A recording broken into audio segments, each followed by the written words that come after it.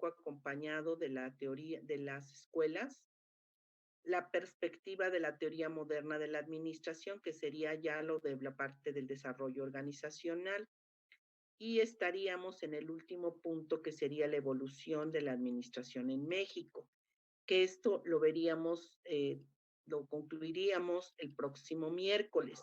Entonces, estos 5 puntos los vemos, los concluimos esta semana.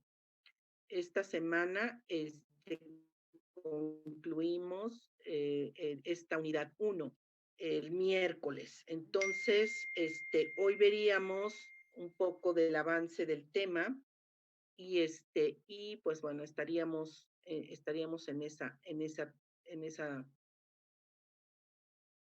esa tonicidad. Ahorita comparto la presentación, ¿ya la ven?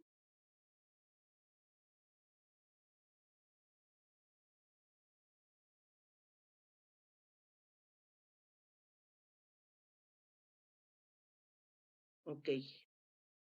Bueno, entonces, vimos, para hacer una recapitulación,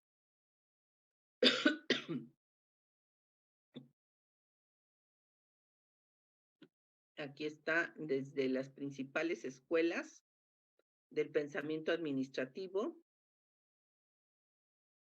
y vemos que a partir del año 2000 tenemos, pues tenemos todas estas escuelas, la neumano relacionista, tenemos la de sistemas sobre todo, la de sistemas, la neumano relacionista, la de contingencias, el desarrollo organizacional, calidad total y mejora continua.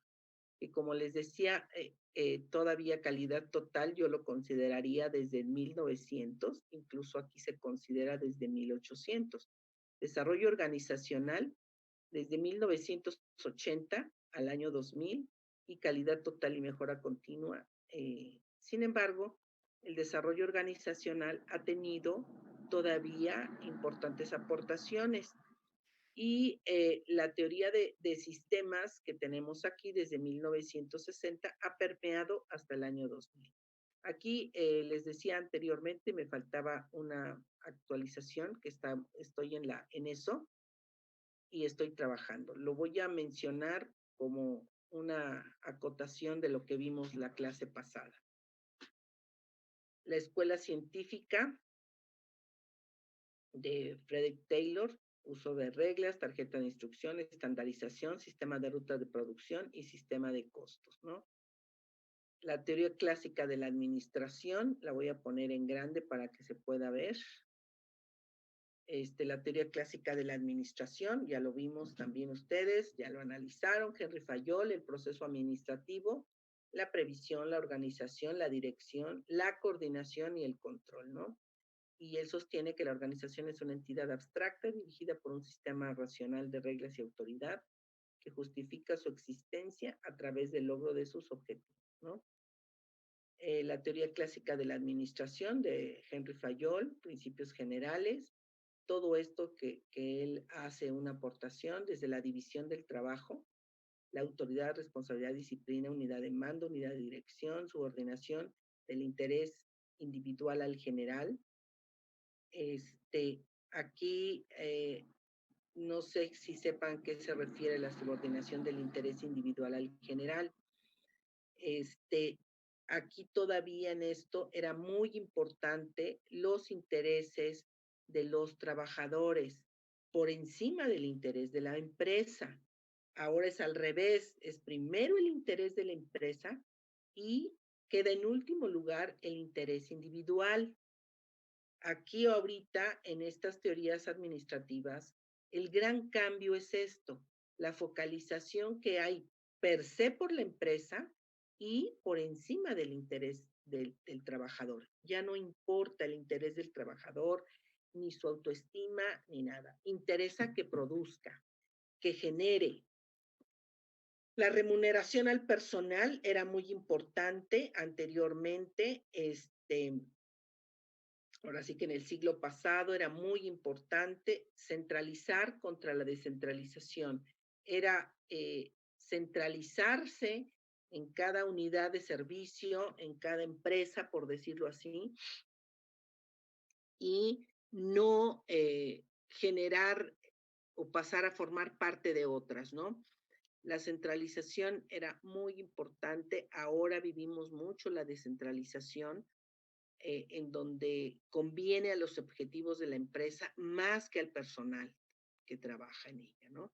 La jerarquización o la jerarquía sigue siendo y sigue prevaleciendo. Anteriormente, bueno, había una escala, sin duda el trabajador tenía un esquema importante de estatus dentro de la organización.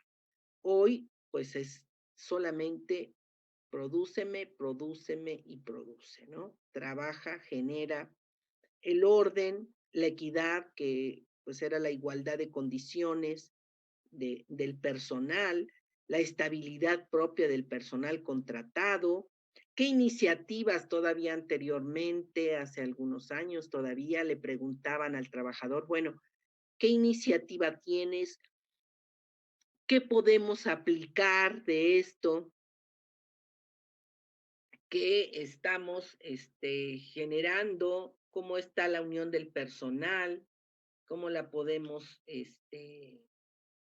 pues, cómo la podemos propiciar, ¿no? La teoría clásica de la administración de Henry y de la administración general y de procesos, también con Fayol, las áreas funcionales de las organizaciones, él la toma de esta manera, desde la técnica, la comercial, la financiera, la contable, la de seguridad de los trabajadores y las administrativas. La técnica, obviamente, ¿qué técnicas las empresas deben proveer a sus trabajadores? La comercial, ¿cómo van a comercializar el producto? ¿Cómo lo van a vender? La financiera, ¿qué tan saludables son las finanzas de la empresa para que sus trabajadores tengan, pues digamos,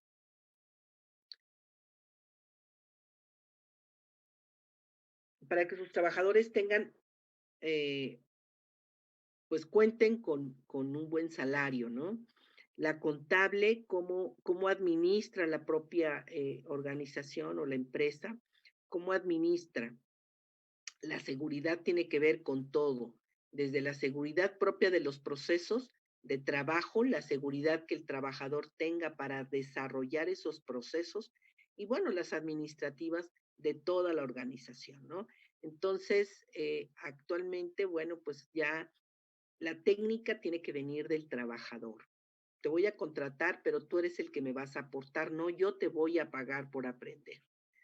La comercial ya la tienen muy bien desarrollada, todas las empresas, la financiera obviamente, y si se requiere capacitar, ya la empresa ya no va a capacitar, el trabajador tiene que venir calificado y es más, a veces certificado. La contabilidad, bueno, pues ya se lleva y se lleva de acuerdo a siempre se ha llevado de acuerdo a lo que impera en las reglas de contabilidad de cada quien.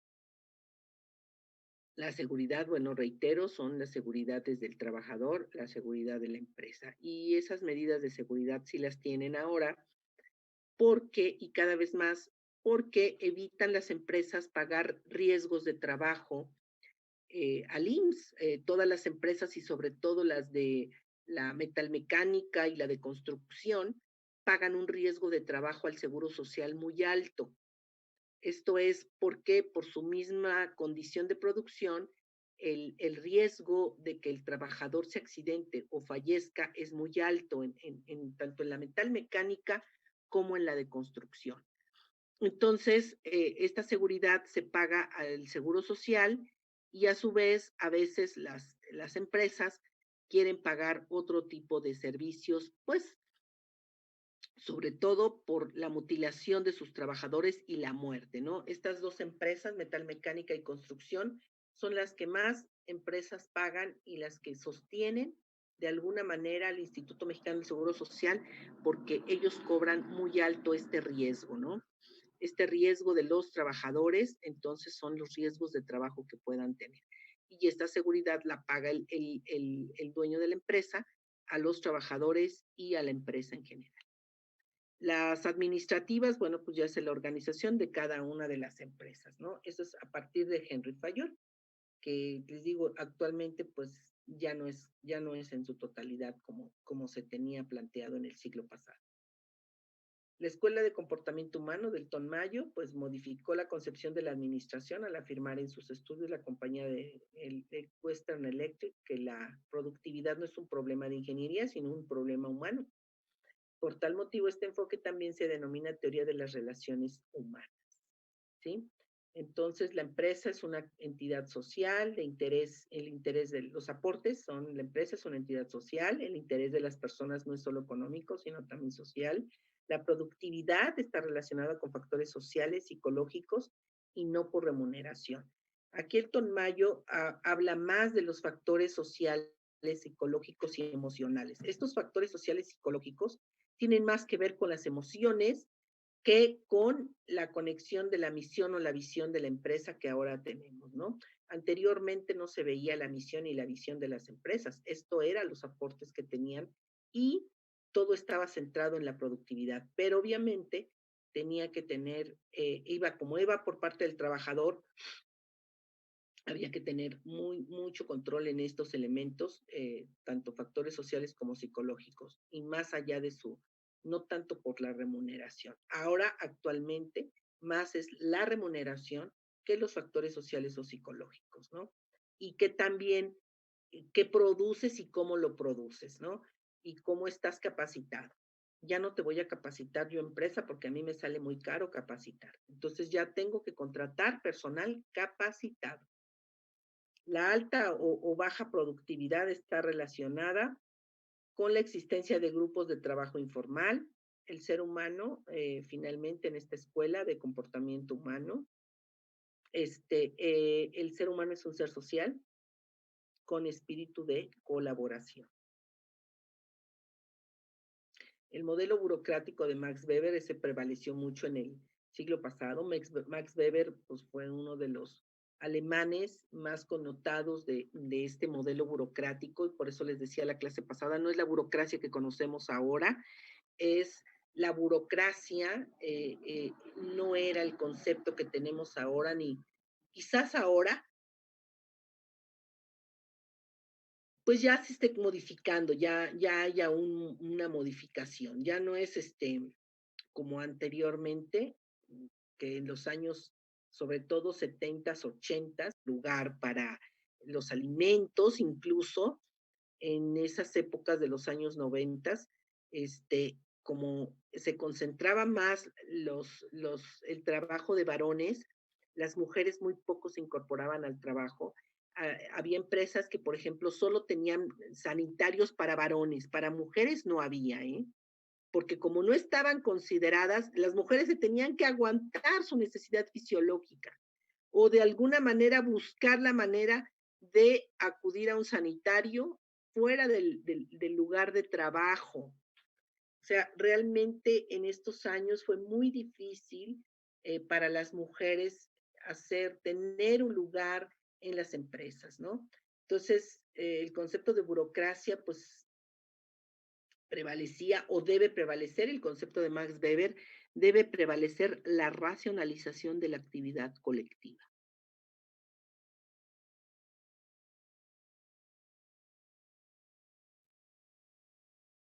Seguimos con la escuela estructuralista burocrática,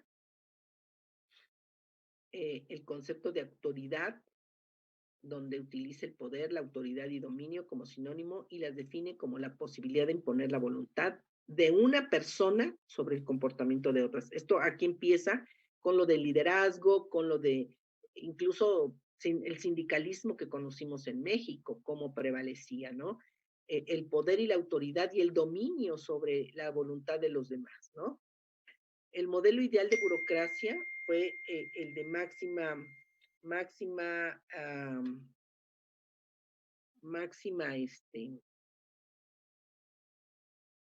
autoridad, máxima división del trabajo, la máxima era la división por la división, o sea, era todavía más necesario psicológicamente para el trabajador dividir los procesos, o sea, y que de alguna manera les tocara y fuera rotativo, lo que ahora no se hace. Te especializas, por ejemplo, y les pongo el ejemplo de cortar pastilla, pues te tienes que especializar en eso, o te tienes que especializar en la mezcla, o te tienes que especializar, si son productos o chocolates o lo que sea, se tienen que especializar en un área de los procesos. Y ahora, por ejemplo, cada vez está más general, menos la división del trabajo, menos fracturado, más completo, pero más responsabilidad que recae en un trabajador, menos trabajadores.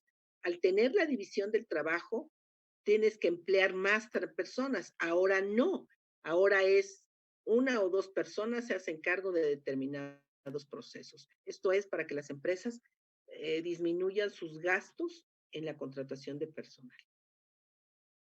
La escuela cuantitativa, que les mencionaba en el primer cuadro, aparece ante la indispensable necesidad de lograr mensurabilidad. Las organizaciones requieren medir, evaluar y precisar un fenómeno, que esto ya empezó a partir de los 90 y del año 2000, ¿no?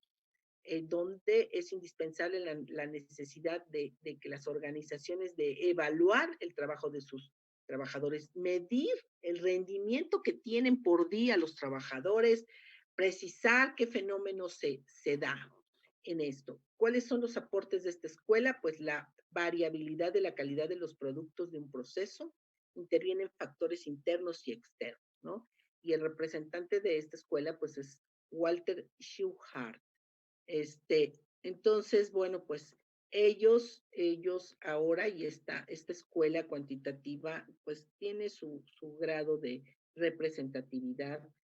Esto tendríamos que identificarlo porque, pues aunque las teorías dicen una cosa, en las empresas se viene dando diversos fenómenos, ¿no? Y ahorita este fenómeno cuantitativo, pues es muy genérico ya. Ya en todas te evalúan, en todas ya te tienes que ir capacitado, ya no te van a pagar capacitación, van a medir tu productividad en determinados horarios, en determinadas jornada laboral, en semana, por día, por semana, y para que ellos vean y tu eficiencia y tu eficacia en la terminación de un producto, cómo lo elaboras y qué factores están interviniendo. Entonces ahora ya es medir esto en el trabajador, más que me preocupe por lo que gane o por sus prestaciones, es cómo me produce. Y si me produce bien, con menos errores y con menos costos para la empresa, ese trabajador será el que se quede en mi empresa. Entonces, como verán, ahora ya es más lo que el trabajador tenga que dar que lo que la empresa tenga que aportar.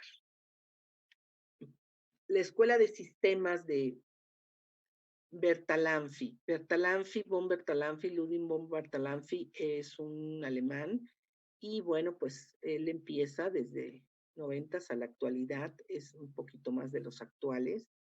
Entonces, como vimos en el diagrama, empieza desde los 80 y ha prevalecido, y bueno, sobre todo su precursor es Ludwig von Bertalanffy, Daniel Katz y Robert L. Robert L., bueno, pues así se le ha conocido, no tiene es un estadounidense, pero el representativo de esta escuela de sistemas es Bertalanffy. Estudia las organizaciones como sistemas sociales inmersos en sistemas sociales y en sistemas sociales mayores y en constante movimiento, que se interrelacionan y afectan mutuamente. Eh, eh, las organizaciones sociales no son islas, lo dice Bertalanffy, no son islas y los aportes de esta escuela de sistemas son los insumos, los procesos, los productos y la retroalimentación. Ya empieza en estos 90s y 2000 la retroalimentación, o sea, que el trabajador tenga que aportar. a eso se refiere no que al trabajador se le aporte, no. El trabajador, por eso te voy a contratar porque eres una persona calificada. Y te voy a contratar porque ahora ya hay empresas que te van a certificar y te van a preparar en tu trabajo. Pero la certificación la tienes que pagar tu trabajador para que pagues tu capacitación, sepas trabajar y entonces yo te evalúe, te haga prueba de tu trabajo y si veo que eres eficiente, eficaz y que tú produces en serie y que no hay tanto error en ti, pues sí te contrato. Si no, pues no, ya no. Entonces, a esto se refiere lo que las escuelas de sistemas nos están mostrando, ¿no? Por eso dice que son como sistemas sociales inmersos dentro de un sistema social y que están en constante movimiento, porque si yo no tengo al trabajador, yo estoy siempre en búsqueda, yo organización estoy en búsqueda hasta que encuentre el aporte del trabajador con respecto a insumos, a procesos, que sepa de esto y que además me retroalimente y que además me aporte a la empresa.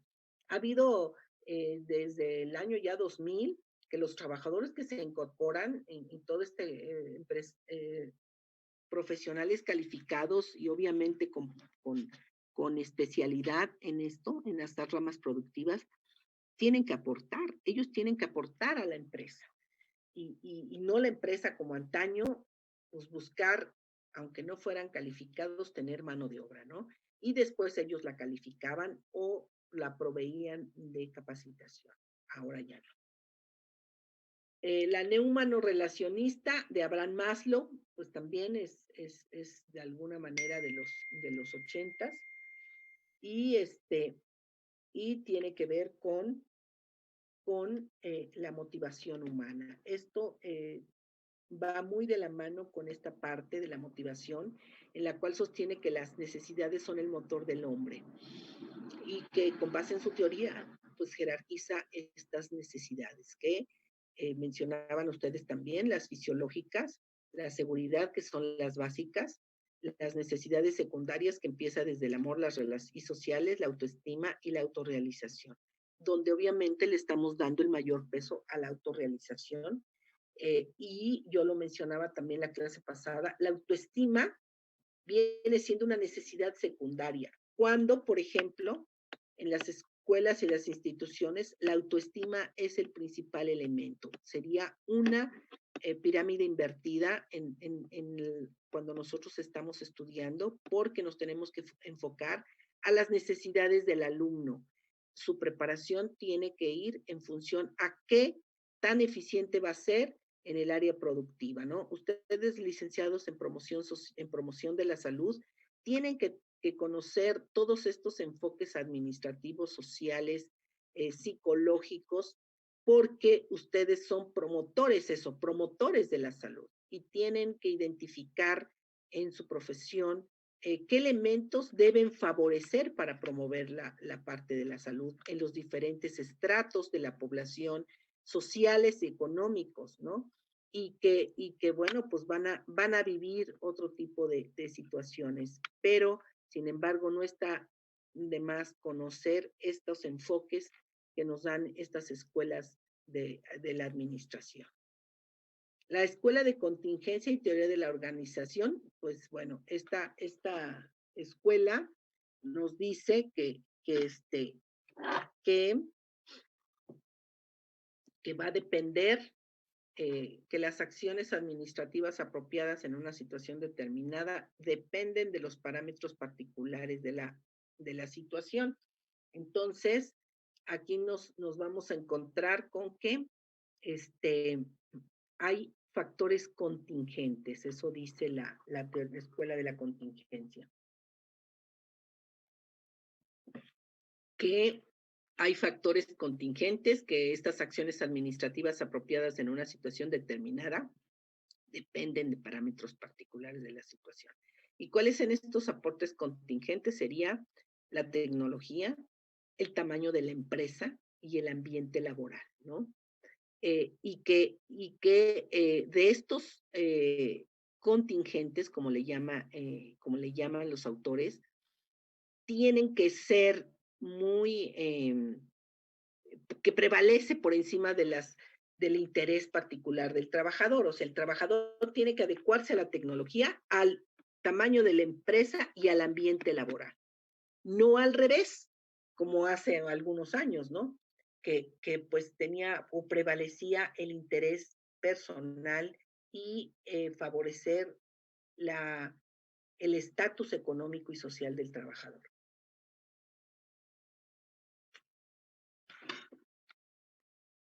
Nos vamos a la siguiente, la Escuela de Desarrollo Organizacional, que les decía que es la que nos vamos prácticamente a enfocar.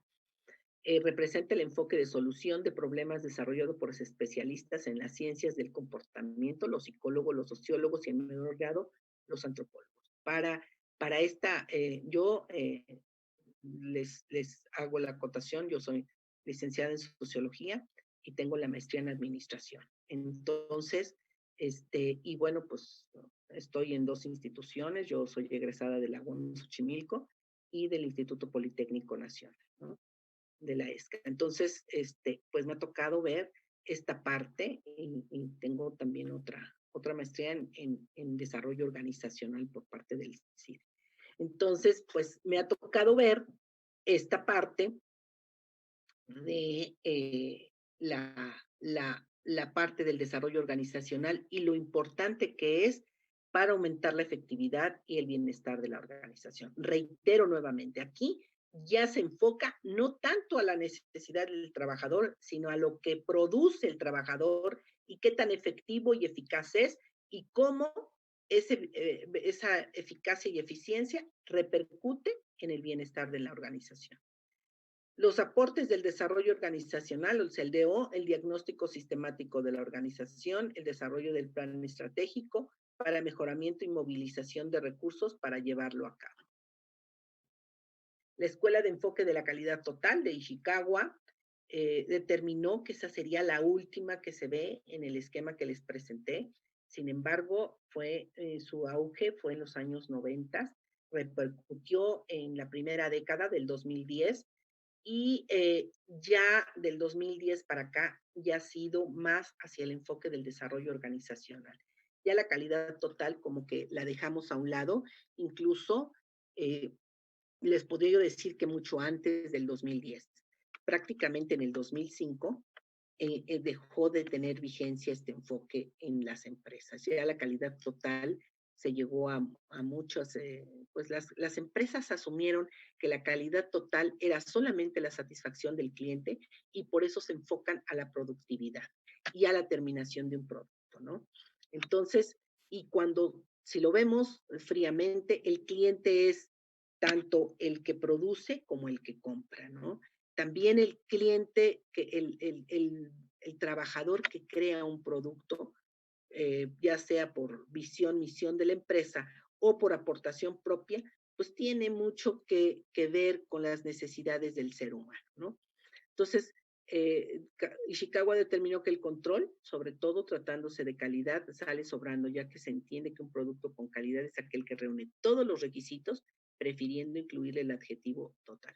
Se apoya en las siguientes herramientas: gráfico del proceso, hoja de registro, lista de verificación, diagrama de Pareto, el diagrama de causa y efecto, análisis de correlación, dispersión, gráfico de control e histogramas. El diagrama de Pareto es un diagrama de campana que se le llama, y esto se ve, todas estas herramientas las ven ustedes o las tendrían que ver como promotores de la salud para saber cómo manejan su estadística, la parte estadística, ¿no? Otra vez entramos a los 10 minutos, entonces sería que estaríamos concretando estos 10 minutos y concluiríamos la presentación, ¿sí? Porque ya estaríamos 8:26, ¿no? Entonces, ya concluiríamos nuestra sesión. Estoy en eso y previamente termino antes para mencionarles. Las organizaciones, el conjunto de personas, empleos, sistemas, funciones, oficinas, instalaciones y dependencias que constituyen un cuerpo, institución social que se rige por usos, normas, políticas, costumbres y tiene un objetivo específico. La empresa es una modalidad específica de organización. Su finalidad es netamente económica. Razones y elementos de las organizaciones. son las razones: alcanzar objetivos, conservar la experiencia, lograr la permanencia, y los elementos son los bienes materiales, hombres y sistemas. Es que aquí se me apareció un loguito. Bueno, este, bienes materiales, hombres y sistemas. Las modalidades, el criterio ya un poco lo vimos la clase pasada, pero lo mostré muy poco. Las organizaciones, por finalidad, por actividad, por capital y por estructura legal, ¿no? Las modalidades se clasifican por derecho, de hecho, irregulares, sociedades colectivas, sociedades en comandita. Les dije que había de responsabilidad limitada, que de alguna manera nos vamos a enfocar en esas. La modalidad de las organizaciones mixtas, anónimas, cooperativas, especializadas, integrales, y les mencionaba que hay una organización cooperativa que todavía prevalece, que las de Pascual Boing. Ellos había que conocer la historia de Boeing. Era una empresa y se hizo una cooperativa porque los trabajadores se levantaron, ahora sí que se levantaron en armas y lograron formar esa cooperativa. Esa cooperativa ha prevalecido por años y es la única en su género. Hasta ahorita no ha habido otra. Han intentado y se ha intentado, pero pues han sido pequeñas, han subsistido, pero la que prevalece y fuerte cada vez más es la de Pascual Bon, que es una cooperativa.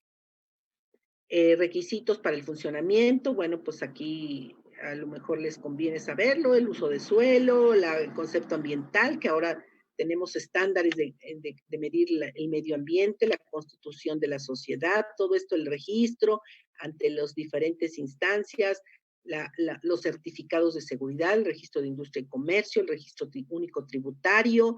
Esto ya ha cambiado, ha modificado mucho. Estamos hablando de una determinada organización, ¿no? Fases de crecimiento: la iniciación, la autoridad, la definición, los objetivos claros de producción, la alta motivación. Existe poca o ninguna especialización, la fuerza de trabajo es una herramienta externa y la organización es dinámica e informal. O sea, existe poca o ninguna especialización, se refiere a que no se va a contratar ningún trabajador que tenga nula o escasa especialización, sino se va a enfocar como herramienta externa. ¿Qué tan preparado está mi trabajador? Ya no lo capacito yo, ¿no? Esas son las fases de crecimiento de las empresas desde pues prácticamente desde el 2000 para acá. La administración científica, la mecanización, estandarización, especialización, fase de integración, el desarrollo del factor humano y el flujo de trabajo. El desarrollo del factor humano como un factor que me acelere el crecimiento de mi empresa, no que yo le tenga que dar. El proceso administrativo, la definición como tal, es un conjunto de actividades mutuamente relacionadas o que interactúan, las cuales se transforman en elementos de entrada en resultados. Administrar una organización implica relacionar dos fases: una estructural, en la que a partir de uno o más fines se determinan la mejor forma de obtenerlos, y la otra operativa, en la cual se ejecutan todas las actividades necesarias para lograr lo establecido durante un periodo de estructuración. Ese es el proceso administrativo, ¿no? Dentro del proceso administrativo está administrar una organización, ¿no? Incluyen mucho más procesos: el pagar nómina, el pagar, en fin. Pero el proceso administrativo son todas estas actividades que se relacionadas y que interactúan para transformar los elementos de entrada y tener resultados, ¿no? Aquí son estas gráficas de entrada y de salida. ¿Qué entró? Mano de obra, materia prima y todo. ¿Cuál fue el resultado? Y de acuerdo a la misión y la visión de las empresas, ¿no? El proceso administrativo tiene 4 fases. Les mencionaba que pues, son 5, pero bueno, lo vamos a ver los 5, pero las teorías en general hablan de 4 procesos. Nosotros tenemos que ver todo el proceso administrativo, ¿no? La cultura organizacional: cuáles son los elementos de una cultura organizacional. Todo está también en el desarrollo organizacional: las creencias, los valores, las actitudes, las costumbres y las conductas. Y sobre todo ahora las creencias. Tenemos muchas empresas de la metalmecánica y la construcción, que ya saben, el día 12 de diciembre es un día sagrado para todas estas empresas, ¿no? La misión tiene ya mucho que ver dentro del desarrollo organizacional, ya tenemos en cuenta la misión, lo que antes no se veía. ¿Qué consiste la misión? El propósito, los clientes, los productos, los mercados, la filosofía de la propia empresa y la tecnología, ¿no? También tiene que ver la planeación, es de las funciones básicas administrativas con sus objetivos, sus políticas, procedimientos, reglamentos, presupuestos, y todo elementos de un plan, ¿no? Tipos de planeación, cómo está, y planeación estratégica. Entonces ya iríamos a lo que es planeación estratégica, pero hasta aquí le dejaríamos porque antes de entrar a planeación estratégica tendríamos que ver nosotros otros temas que, que tienen que ver con nuestro temario. Nuestro temario todavía tenemos la parte de la actualización. Les voy a mostrar otra vez el programa. Eh, el programa eh,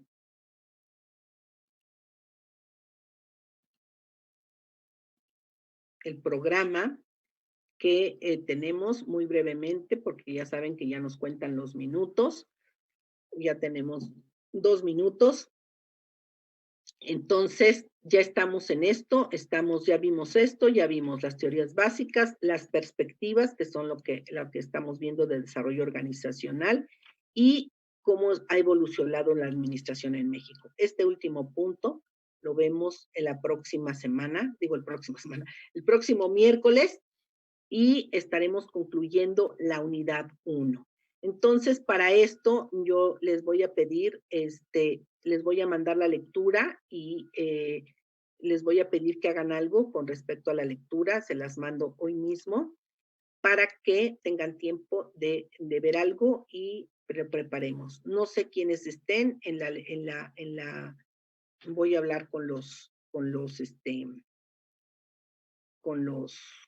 compañeros maestros para mencionar esto que nos está pasando, de que, bueno, pues no tenemos más que 2 alumnos, y la clase pasada fueron más, pero hoy solamente ustedes 2, ¿no? Entonces, ¿qué está pasando? Y bueno, pues con los que se sumen, no me podría yo regresar, definitivamente no podemos regresar por respeto a ustedes, pero pues los compañeros tenían que acoplarse o tienen que acoplarse a lo que va, ¿no? Compartiría yo con ellos las lecturas y todo, pero iríamos a lo que nos sigue. El próximo miércoles ya daría yo otras instrucciones de lo que vamos a leer para la siguiente sesión.